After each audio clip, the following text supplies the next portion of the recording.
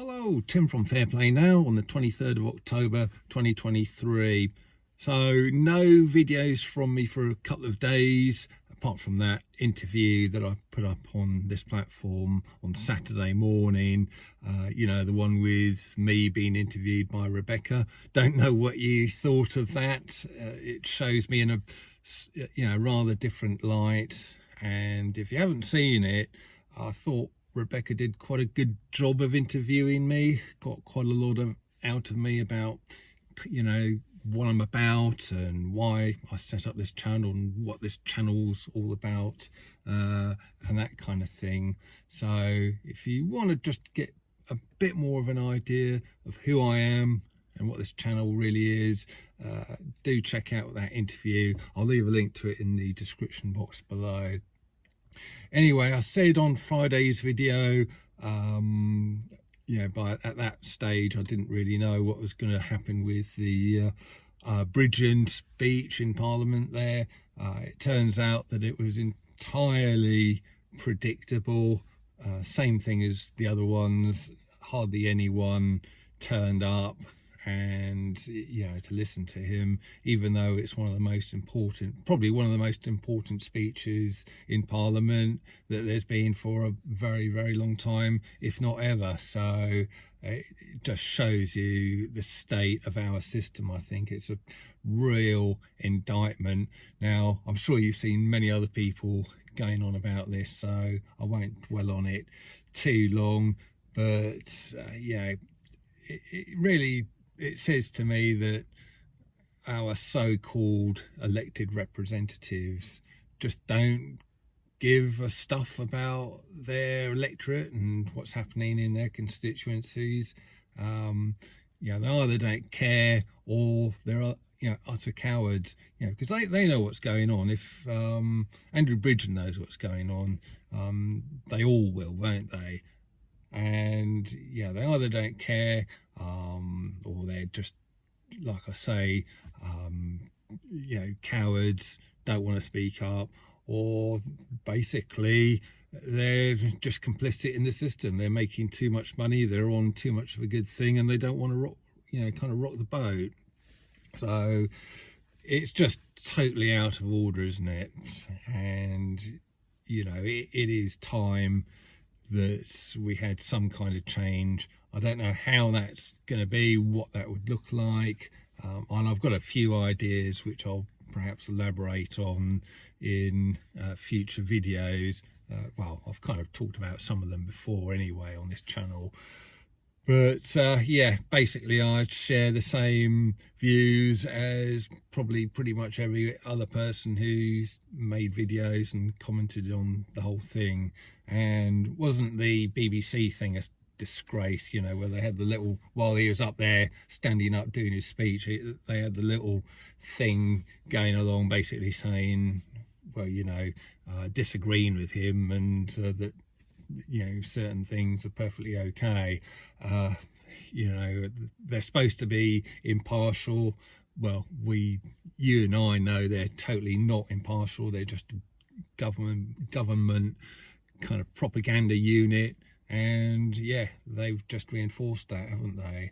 But it's just such a shame that the wider populace just doesn't recognise that anything that's is amiss. They just don't know what we know, and it's it's just terrible. In fact, many of them still think that certain things are still good. Now, the reason why I haven't made any videos over the weekend is that basically it's my mother-in-law's, Lorraine's mum's 80th birthday, so we've been entertaining all weekend, had various people around, family, friends, to celebrate that. And I thought I might get the odd minute or two here and there to upload a video, but it didn't really happen. One of them, one of the people we had round was saying basically how people are going absolutely mad for the latest poke in the arm.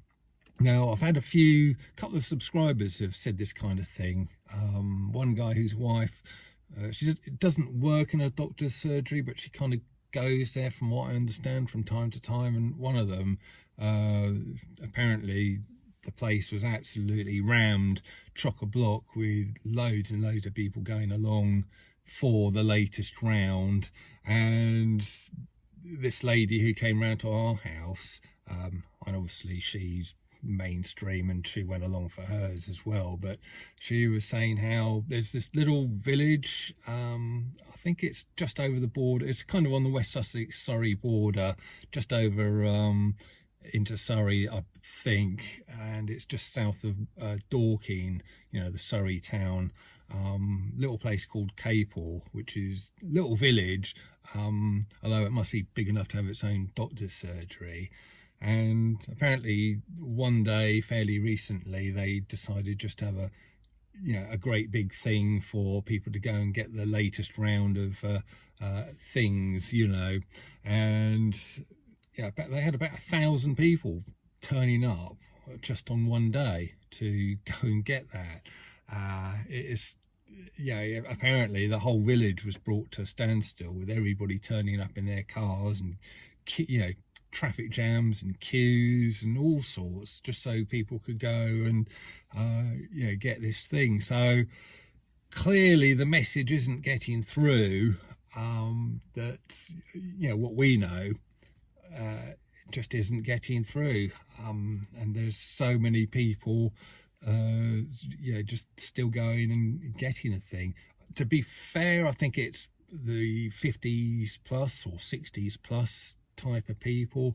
I'm pretty sure there's not many people under the age of 50, or certainly under the age of 40, going along. I could be wrong. Don't know what your thoughts are on that, but it seems to be an age thing. If you're under a certain age, it's like, nah, not that bothered about those things anymore. This is even people who have had some of them. But if they're over, certainly over 60 or over 70, they're like, sign me up for the latest one. So yeah, clearly still some work to do there, but it's very difficult, isn't it? Especially when, even MPs can't get anywhere with it, and they get sort of hindered by the BBC, this supposedly impartial body.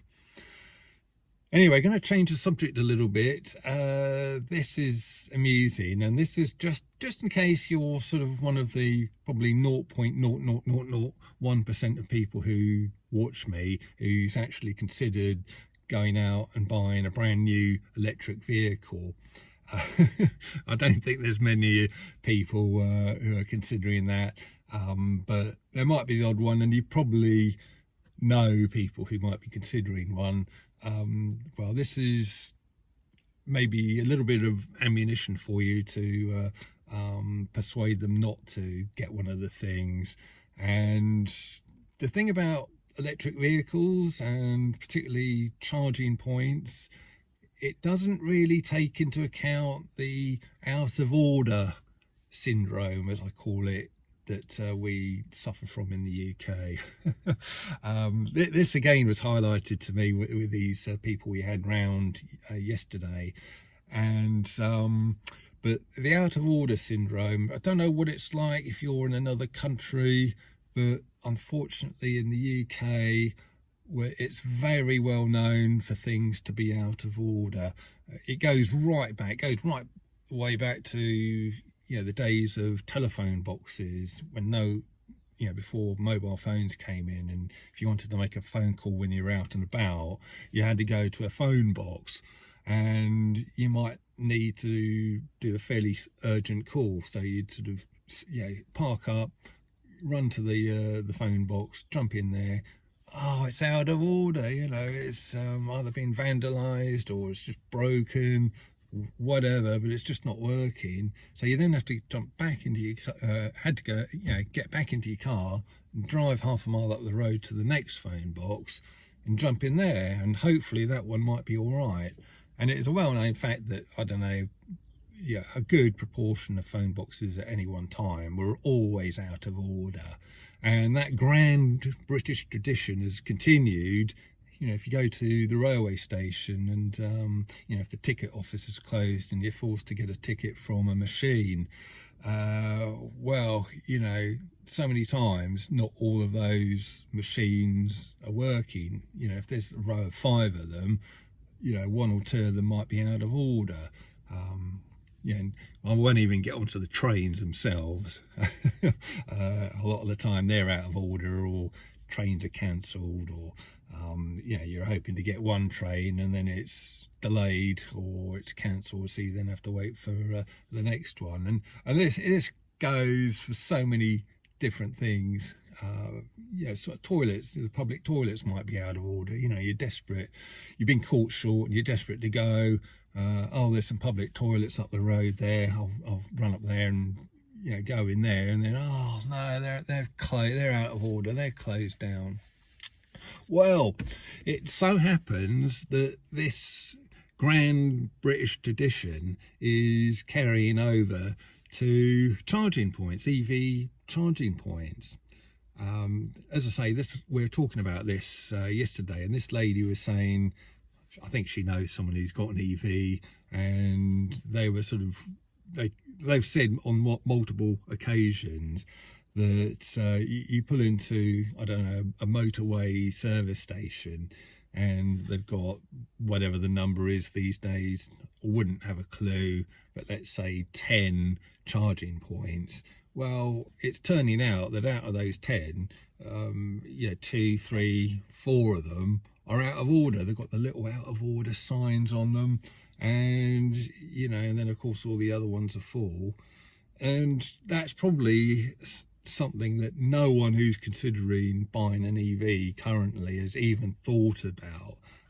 The fact that you could be going up the road and you sort of think, oh well, there's you know, there's 3 charging points at this place up there, I'll pull in there and, you know, get on charge. And you turn up, there's 2 of them are occupied, you got no idea when they'll come back. The third one's empty, but only because it's out of order. So, you know, if you're thinking about getting an EV, or you know someone who is, which is probably more likely if you're watching me, to be fair, might be a thing to point out to them. You know, just point out the good old British thing of out of order syndrome, and tell them to expect that with their EV charging point. Anyway, gonna leave it. I've got to get into carry on with a job I've got going on here, so gonna get on with that and catch you soon. Tim from Fairplay Now, thanks for watching.